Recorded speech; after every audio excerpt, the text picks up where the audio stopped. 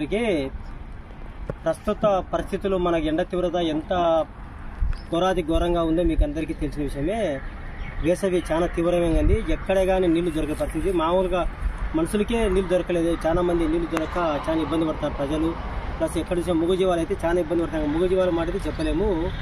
కొన్ని ప్రాణులు ఏంటంటే వాటికి ఆహారం దొరుకుతుంది కానీ ఈ వాటర్ దొరకడం లేదు. దొరక్క ఎక్కడ చూసినా ఈ రోడ్ల వెంబడి పల్లెల్లోకి ఇళ్లలోకి అంటే చుట్టుపక్కల పొలాలకి వచ్చి అవి దప్పిక తీర్చడానికి చాలా ప్రాణాలు పోతున్నాయి. రోడ్ల మీదకి వచ్చి కనీసం మనం కొంతవరకే సరే వాటికి దప్పిక తీర్చాలనే ఆలోచనతో మనం ఇప్పుడు శ్రీ వినాయక పోటీ స్టీమ్ ఏకోపల్లి ఉంది కదా, హైవే రోడ్డు పక్కన ఏకోపల్లి ఇక్కడ ఉనుము ఉంది. ఇక్కడ దగ్గర దూరు పట్టణంలో ఇక్కడ చుట్టుపక్కల గ్రామాల్లో ఉండే కోతులన్నీ ఇక్కడ ఈ ఉనుములో వచ్చి ఇక్కడ అన్ని బస చేస్తున్నాయి. వాటి కనీసం కొంతన్నా ఈ దప్పిక తీర్చాలతో మన సుదర్శన్ రెడ్డి గారి కోరిక మేరకు చూడండి మనం ఈ రోజు మన 2 తొట్లు ఇంకో తొట్టిగారు అక్కడ తయారు చేస్తుంది. వెనక మీకు బ్యాక్గ్రౌండ్లో పెద్ద తొట్టిగారు వస్తుంది. ఇక్కడ మసీద్ ఉంది, మసీద్ పక్కన పెద్ద తొట్టింది.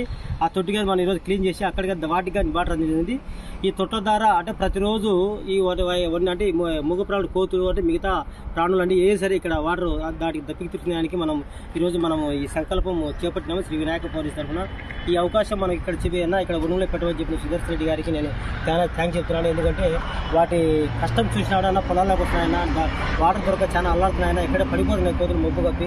కొన్ని తొట్లు కొట్టన్నా చెప్పడంతో మనం ఈరోజు మన శ్రీ వినాయక పోలీస్ టీం వచ్చి 2 తొట్లు అక్కడ పెద్ద తొట్టి క్లీన్ చేసి దానికి వాటర్ అందించడం జరిగింది.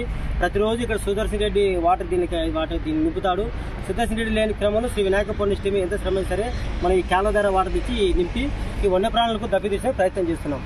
Thank you. జై హింద్.